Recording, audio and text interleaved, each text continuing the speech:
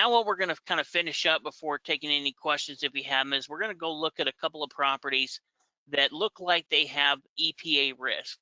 With these bad deal reviews, we like to look at properties that look like they could be risky properties, properties that we would avoid, and kind of go through and show you different examples of the type of things that we need to be aware of when we're looking at tax sale properties and take into consideration if we're going to bid on them. Yeah, now properties we're going to look at, there are two properties to look at. It's this one here and then the house next door here, which looks like this. All right, so we have one of them sold here for 131. The opening bid amount looks like it was 131, so it sold for opening bid with one bidder basically. The other one sold here for 226. It opened up for 63,000, and yeah, bid up quite a bit there, had 35 bids. Now, one thing that's interesting about both of these properties, if we look at them, is as you're scrolling through the record, they have the information here about the property, including the address here. We can grab that address while we're talking about it. But then they have this thing, updates on messages, and they have this potential, contamination language was adjusted and documents were added. Something about contamination here. And they have some other things here, contaminated property, subject to a cleanup order by California Department of Toxic Substances. And they have a couple of different records that you can click on that provide some details about about exactly what it is that happened or what information they have on it.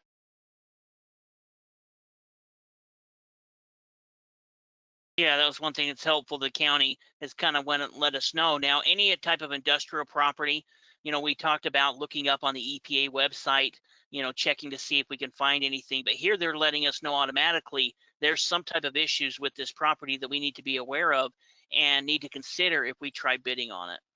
Yeah, now if we look at the property and kind of see what it is, we can see that it is, it's in an industrial part here of Oakland. We can see the main building that we're looking at overhead. If I go down there on a street side image here, and got the Breaking Bad. Oh, here he is, right? So this is actually the business right here that does kind of look like that. That's a rough motorhome. But it's this this ED coat, that is actually the business right there that we are talking about here. Now, what's interesting if we look at this is just underneath the documents that they have, these documents outline exactly what was required here or what was done, and I believe they're essentially getting sued for all the things all the contaminants that they have. And what it is, they're a metal coating company. This ED, I forget what they're called here, ED Coats. So it's a metal or metal coating business, and they have a whole bunch of stuff there on site. In fact, in this description, they go into a lot of details about exactly everything that's included here with with the same business or that's associated with this ED coatings business. And then they start going through all of the different contamination that is included in this thing, and it has a lot of contamination. They get into what all the different, and this is an industrial business that deals with large amounts of chemicals like hydrochloric acid here, or they had a lot of crazy different chemicals that were there in just big barrels, throughout the place for coatings that they're doing or for different chemical processes that they have with metals. And so this description goes into a lot of depth here, about the properties and everything that's been included here, which I thought was, was pretty interesting. Yeah, well, it's definitely, you're not just buying the property without taking on a serious risk. Now, they got it for pretty cheap.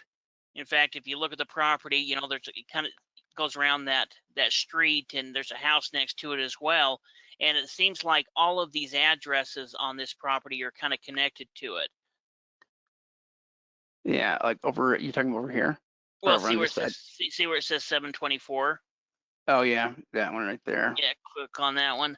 That's the house, and then you can look down and look at the front side of the property. So this house is another one of the properties that sold, but this house and this commercial property here to the right is a number of different addresses are posted here, but all of these addresses are included within this lawsuit.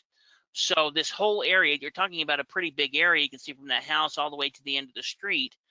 are part of these tax sales being sold in two different auctions, but they're all kind of part of the same problem. So what is that valued at? They were picked up for pretty cheap, but we're also looking at some serious risk that we would need to look into what this lawsuit entails, how much it's going to cost to remedy, fix it, if we were to try to bid on this type of property.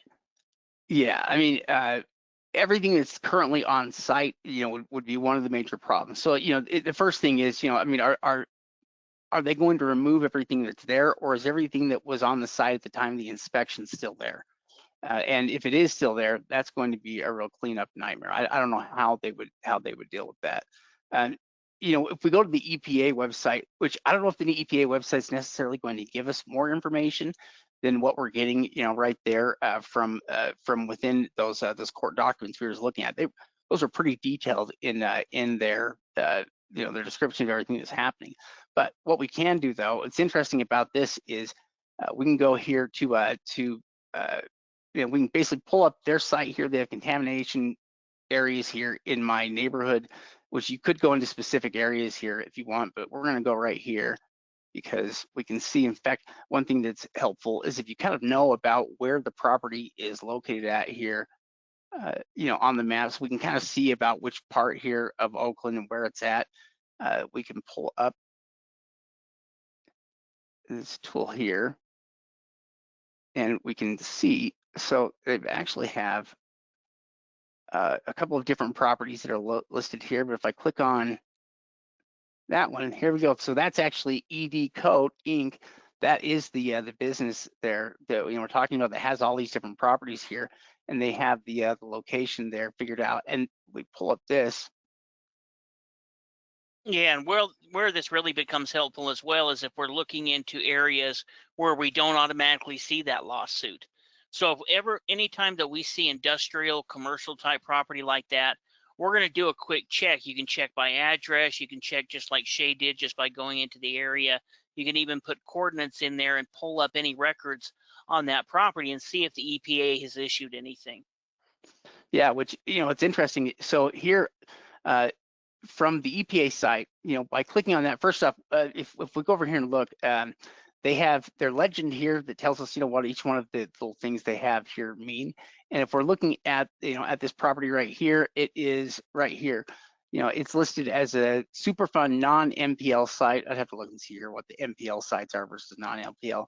I'm not even sure exactly what that means. I'm not exactly sure the Superfund, how exactly that part of it even works, because we generally have avoided most of the properties like this. We can get additional details here on it, though, by going in. And when you click on the area, you can get an FRS facility detail report. Here is what pulls up, and this essentially will show us any of the actions or environmental interests it has here. But these are basically actions that were taken that involve this ED Coat company. We can see listed here, and we can see the relation, basically what some of these things were that have been done. Most of these things are actually pretty old, or at least, most of the stuff that I was looking at was not in recent years. I mean, you can see some of the last updates around these things are from 2002. That one's 2018, which I guess is a little bit newer here than a lot of the other things, 2007, 2012, but there's plenty of stuff here to look at. And well, again, there's OSHA violations against it. I mean, it seems like there's been a long history, and that's probably the reason why they've gone all the way to having some type of state lawsuit put on the property as well. And so, if there's nothing there within the property, then they're not going to have records. But we can see that there's quite a lot of records here on this particular property. Yeah, it really is. It's interesting. So, all of the properties associated with this company, could be problematic, but it's because they have basically gone in there before and they've done a full accounting. They basically listed everything, all of the chemicals that are there on site, and they have all of that stuff here. And so if it was removed, that would be a problem. Basically what they have the problem with here is not only the stuff that is listed here and that's starting to leak, but the stuff that they're trying to store as well. They've already tried to shut the place off from getting into the groundwater contaminants. And that's what a lot of this stuff is about trying to limit the damage that can be done as a result of all the different chemicals that they're using. And so I'm sure they would love to get another business owner in here that was doing anything else except for like metal coatings here. And the other problem though is what's left over and some of the contamination that would be left over. Even if all of the stuff was taken out, if all of the chemicals were removed, there is still an ongoing contamination issue that you would have to deal with here because there's been leaks in the past, and it may just be a matter of testing. But it's not out of the it's not out of the woods yet. It's not basically free of the EPA, even if you removed all of the materials. Yeah, well, I mean, is that $200,000? Is that $500,000? Is that $1 million? That's something we don't know, and so that's part of the reason we'll avoid these type of properties. And you can see how close it is to the waterway as well. That's probably also a concern because it's really not too far away from from the river and the ocean, and so because of that, that's going to be a big concern. And so in that kind of situation, maybe there's money to be made in it, but you'd really need to know what you're doing and understand, even if you're picking that property up like they did for pretty cheap. Yeah. Yeah, which they're interesting properties. It's always interesting to see properties that have different issues or problems. And environmental ones are definitely one that we don't have experience buying. We haven't bought anything that had environmental issues, and it doesn't sound like it would be much fun. You're much better off avoiding environmental issues. Would probably be the least favorite of any issues you could have.